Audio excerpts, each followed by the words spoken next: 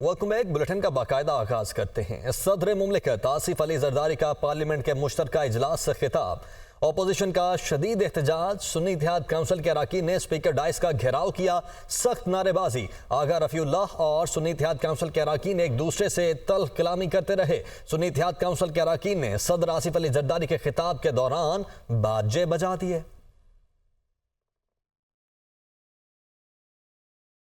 تو وہیں صدر مملکت آصف علی زرداری کہتے ہیں کہ ہمارے ملک کو دانش مندی اور پختگی کی ضرورت ہے، سب کو ساتھ لے کر چلنا ہے، اختلافات کو مل بیٹھ کر حل کریں، ہمیں عوام کی ترجیحات کو پورا کرنا ہوگا، ہم سب کو ایک قدم پیچھے ہٹنا ہوگا، مثبت اقدامات کرنے ہوں گے۔ انہوں نے پارلیمنٹ کے مشترکہ اجلاس سے خطاب کے دوران مزید کہا کہ صوبوں کے درمیان تعلقات کو بہتر بنانا ہوگا۔ I see my own role today as a unifying symbol of a joint, robust federation, where all people and provinces should be treated in equal before law.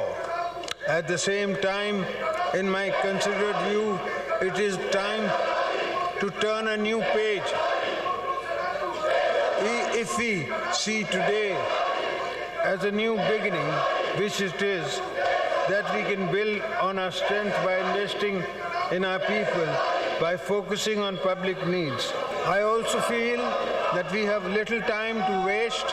This joint house must play a leading role in rebuilding public confidence in the parliamentary process and establish a foundation for the uninterrupted sustainable development of our nation.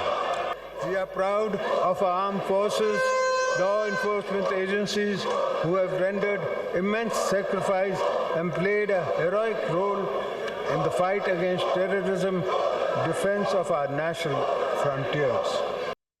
Opposition leader قومی assembly Omar Ayub نے کہا کہ آج ایک غیر قانونی صدر کا خطاب سب نے سنا، بحیثیت اپوزیشن لیڈر پوائنٹ اٹھانے کی کوشش کی، ایوان میں قانون کی دھجیاں اڑائی جا رہی ہیں۔ آصف علی زرداری نے بحیثیت صدر پیپلز پارٹی سے استعفیٰ نہیں دیا۔ بیرسٹر گوہر بولے، ہم نے زرداری کو 21 توپوں کے احتجاج کی سلامی پیش کی ہے، ہم نے زرداری کو مجبور کیا کہ اس نے اپنی تقریر ادھوری چھوڑ دی۔ آصف علی زرداری نے، جس کو also known as Mr. 10%، اس نے بحیثیت صدر پاکستان پیپلز پارٹی سے ریزگنیشن نہیں دیا اور نوڈیرو میں جا کے اس نے جلسے سے بھی خطاب کیا تھا۔ ہم نے اپوزیشن کو آج زرداری کو 21 توپوں کی احتجاج کی سلامی پیش کی ہے، جس نے زرداری کو بھی مجبور کیا کہ اپنے اسپیچ کو ادھورا چھوڑ کے چلا گیا، اس نے بھی اپنی اسپیچ مکمل نہیں کی۔ ریزن یہی ہے کہ آرٹیکل 41 کنسٹیٹیوشن کا کہتا ہے کہ صدر نہ صرف یہ کہ وہ ہیڈ آف دا اسٹیٹ ہے، بلکہ یہ کہ وہ ریپبلک کا یونٹی ریپریزنٹ کرتا ہے۔ زرداری اس وقت یونٹی آف دا ریپبلک نہیں ہے۔ Welcome back. بات کریں گے نو منتخب امیر جماعت اسلامی حافظ نعیم الرحمن نے عہدے کا حلف اٹھا لیا ہے۔ حلف اٹھانے کے دوران حافظ نعیم الرحمن آپ دیدہ ہو گئے۔ لاہور میں تقریب کے دوران خطاب میں انہوں نے کہا کہ یہ تحریک امن کے قیام کی تحریک ہے، ظلم اور فساد کو مٹانے کی تحریک ہے۔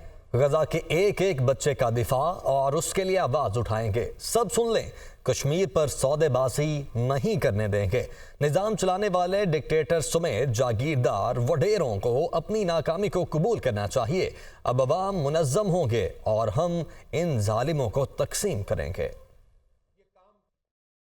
اور یہ تحریک امن کے قیام کی تحریک ہے، یہ تحریک ظلم اور فساد کے نظام کو مٹانے کی تحریک ہے، یہ تحریک انسانوں کے انفرادی معاملات کو بھی ایڈریس کرتی ہے اور اس کے اجتماعی معاملات کو بھی ایڈریس کرتی ہے۔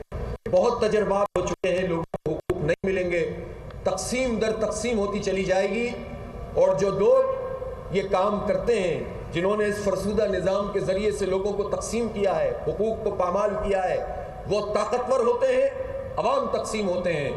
اب عوام منظم ہوں گے، متحد ہوں گے اور ان ظالموں کو ہم تقسیم کریں گے انشاءاللہ تعالی۔ کہ غزہ میں ایک بچہ بھی شہید ہوتا ہے تو وہ میرا بچہ ہے، وہ سراج الحق کا بچہ ہے، وہ پوری جماعت اسلامی کے ایک ایک فرد کا بچہ ہے، ہر پاکستانی کا بچہ ہے۔ ہم اس کا دفاع کریں گے انشاءاللہ، اس کے لیے آواز اٹھائیں گے۔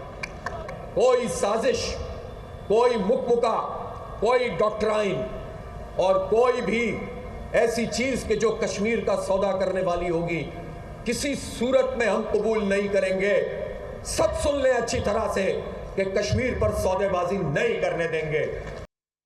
سابق وزیر داخلہ احسن اقبال کا فیض آباد دھرنا کمیشن کو دیا گیا بیان. تحریک لبیک کے ساتھ معاہدہ پہلے کیا گیا، بعد میں شاہد خاقان عباسی کو دکھایا گیا. یہ کہا گیا ہے احسن اقبال کی جانب سے. انہوں نے مزید کہا کہ فیض آباد دھرنا معاہدے میں فیض حمید اصرار کر کے شامل ہوئے. انہوں نے یہ بھی انکشاف کیا کہ شاہد خاقان عباسی نے معاہدہ دیکھا تو اعتراض کیا. شاہد خاقان عباسی نے وزیر کے استعفے اور فیض حمید کے معاہدے میں نام پر اعتراض کیا. شاہد خاقان عباسی کو بتایا گیا کہ معاہدہ تو ہو چکا ہے، اب پیچھے نہیں ہٹ سکتے. اور وزیر اعظم کی زیر صدارت بجلی شعبے کے حوالے سے اقدامات کے جائزے پر اجلاس کا دوسرا دور. بجلی کے ترسیلی نظام کی بہتری کے لیے پلان مرتب کر کے آئندہ ہفتے پیش کیا جائے. وزیر اعظم کی جانب سے یہ ہدایات جاری کی گئی ہیں. مزید کہا گیا کہ تقسیم کار کمپنیز کی نجکاری اور آؤٹ سورسنگ کے عمل کو تیز کیا جائے. انہوں نے یہ بھی کہا کہ تقسیم کار کمپنیز ڈسکوز کے انتظامی امور کی بہتری کے لیے نجی شعبے کے ماہرین کی معاونت بھی لی جائے.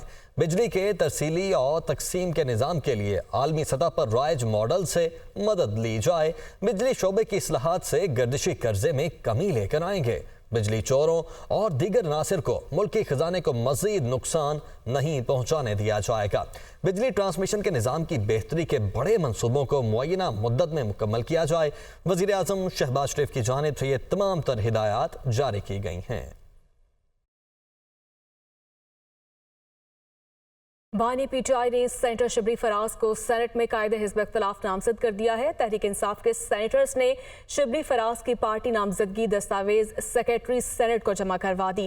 سینیٹر شبلی فراز کی نامزدگی پر تحریک انصاف کے تمام 19 سینیٹرز کے دستخط موجود ہیں. تو وہیں دوسری جانب مسلم لیگ نون نے عرفان صدیقی کو سینٹ میں پارلیمانی لیڈر مقرر کر دیا ہے. شہباز شریف نے عرفان صدیقی کو سینٹ میں پارلیمانی لیڈر مقرر کرنے کی منظوری دی ہے. سینٹ میں قائد ایوان اسحاق ڈار نے نامزدگی کی دستاویز چیئرمین سینٹ کو پیش کر دی. چیف جسٹس پاکستان قاضی فائز عیسیٰ کا سپریم کورٹ کے بار سے خطاب. سپریم کورٹ اور ہائی کورٹ میں ججز کی خالی اسامیاں پر کرنا ترجیح ہے. چیف جسٹس آف پاکستان کی جانب سے کہا گیا ہے ججز کی تعیناتی سے پہلے ہائی کورٹ رولز میں ترامیم ضروری ہیں. ترامیم کے لیے جسٹس منظور علی شاہ کی سربراہی میں کمیٹی قائم کر دی گئی ہے. ٹیکنالوجی نے سپریم کورٹ کی رجسٹریوں کا معاملہ محدود کر دیا ہے. دیکھنا یہ ہے ویڈیو لنک رکھیں یا رجسٹری یا دونوں کو ساتھ لے کر چلیں. مزید بھی ان کی جانب سے کہا گیا کوئی بھی بینچ ایک ہفتے سے کم کا نہیں ہونا چاہیے.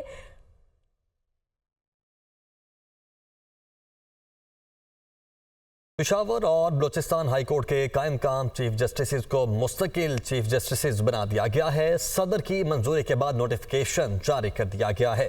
مستقل کیے جانے والوں میں قائم مقام chief justice Peshawar High Court Ishtiaq Ibrahim اور قائم مقام chief justice Balochistan High Court Hashim Khan Kakar شامل ہیں. تو پشاور اور بلوچستان ہائی کورٹ کے قائم مقام چیف جسٹسز کو مستقل چیف جسٹسز بنا دیا گیا ہے.